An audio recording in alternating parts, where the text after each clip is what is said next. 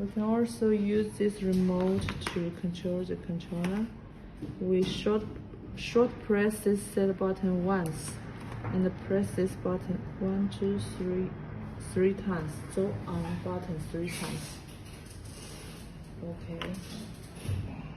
I can control color changing, off, on, in the dynamic mode.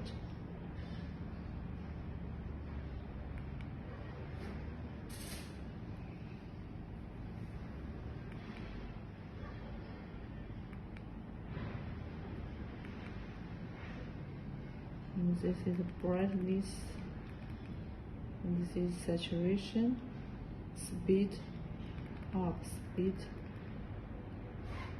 down, off, on. Okay.